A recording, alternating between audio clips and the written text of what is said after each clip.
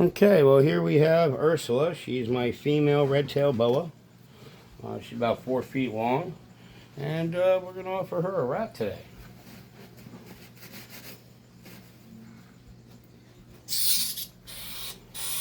And as you see, she goes right at it. We live feed Ursula. We've had her for about 4 months now, 5 months. She was a rescue. Again, she's a red-tailed boa.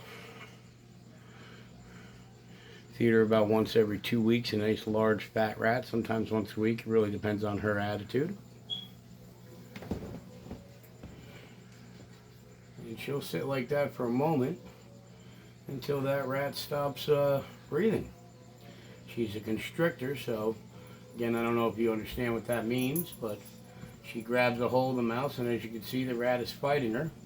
And the more the rat fights, the tighter she squeezes, till the rat loses the ability to breathe. And eventually the rat succumbs to not being able to breathe, that plus having his internals squashed. And once the rat's dead, she'll then position herself to go ahead and swallow it whole. But again, a constrictor, non-venomous snake. She's probably the biggest snake I have. Her, Sprite, Ghost, a couple other white ones are some of the bigger ones. And unlike my other boa constrictor that has become very famous on my channel, that would be Juggernaut. This one here I call the Gentle Giant, because with the exception of a rat, she is incredibly well tamed, incredibly nice, gentle to hold, and all around, in my opinion, one of my better snakes.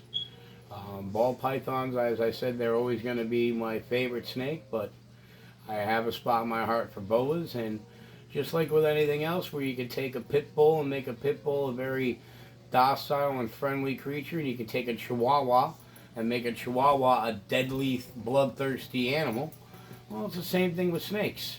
They have their personalities, and Juggernaut just happens to be very aggressive. And here we have Ursula, who is the exact opposite of that scale. Like I said, she is very friendly. The reason why I'm doing this feeding video is because it is part of owning them. So I want everyone to see that and understand that. And, you know, feel bad for anybody who's watching who feels bad for the rats. But again, we don't keep rats and mice other than for food. I don't like to feed my snakes dead or frozen meals, only due to the fact that, you know, in the wild they're not going to come across the dead or frozen pinky. So I try to do my best to give them that. I feel that it gives them stimulation, it gives them a little excitement, and it's pretty much, you know, that's how we work it here. And she'll be on that for another minute or two. So I'm going to let the camera roll here for a minute. This might end up being longer than a 5-minute video, but then we'll do like a highlight video for a short. But again, that's what she does.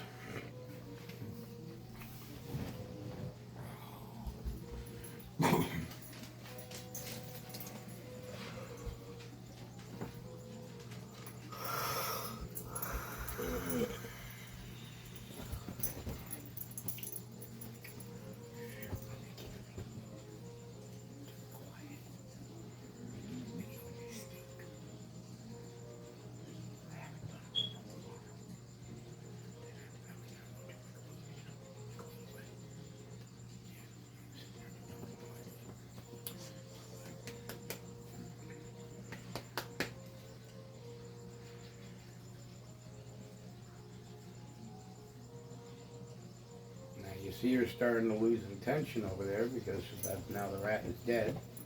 So she's going to slowly get in position here. And once she's satisfied that the rat is indeed dead, then like I said, she'll position herself to take it in her mouth and she'll swallow it whole. Some of my animals I feed in a feeding tub, others I do not. Ursula, main reason why I don't feed her in a feeding tub is, in case you can't see in the video, she's huge. She's over 5 feet long. She probably weighs almost 10, 15 pounds. And Just a lot easier to clean out her tank. I take out her cave and her trees and stuff that I have in there and let her eat. And then after she's done eating, she'll go up into her bowl, and then I'll put her stuff back in there. And it just works really well for her and for me. Like I said, some snakes I feed in a feeding tub, which for my smaller pythons and stuff like that, I do that mainly because I don't have to worry about substrate getting in their mouths or anything. But as you see, I have her on carpet, and I change that carpet regularly, by the way. And it works very well for her. She spends a lot of her time in her hides and up in her tree branches that I put in there, and a great deal of her time also in her little bath. So she is taking her sweet time though. It very well may be because I'm sitting here talking, which is normally not what I do. Normally once she takes the rat, I go off and leave her alone for a few, but I got the lid off of her tank and I got the camera here, so I'm going to stay close by just to make sure that we don't have any issues. And like I said, as soon as she feels that that rat is definitely dead, then she'll position herself to start eating.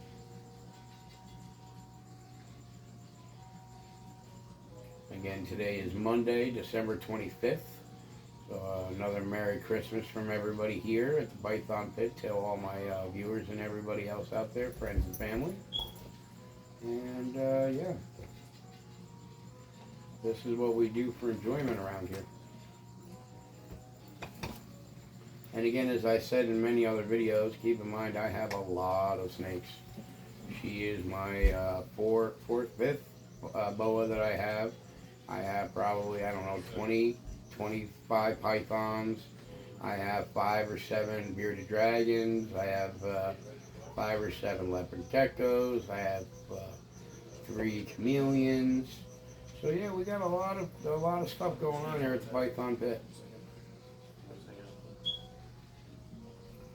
But she is definitely one of my favorites, mainly because of her slowness, her calmness, and her general demeanor. Like I said, unless you're a rat, I can take her out and I can hand her to a 3-year-old and have absolutely no concern with her even thinking about biting the 3-year-old. In fact, I've had her now for about 6 months, 7 months, and she's never ever bitten anybody. And she's been held by everybody in my family, including my daughter. And like I said, very, very unaggressive boa.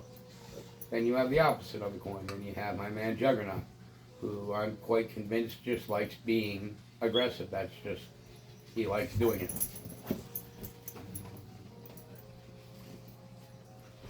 So, let this video go for a few until, probably will progress a little faster if I stop talking. So I'm going to quiet down here for a minute and see if that takes care of the issue.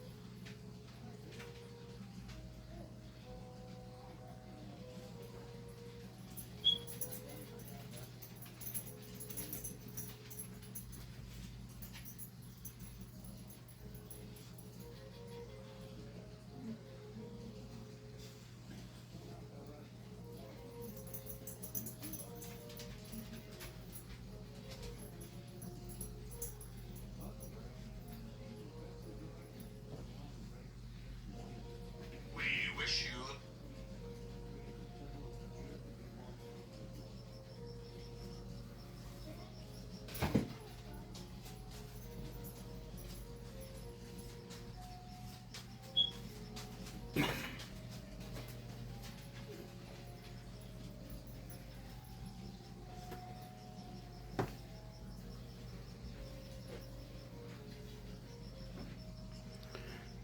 she's almost done there. You can see her. Got her head right there.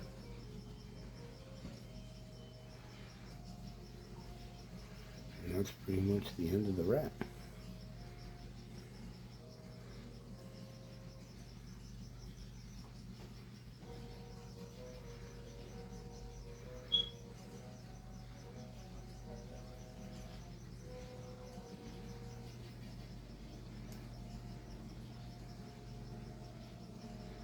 And again, they're incredibly amazing animals.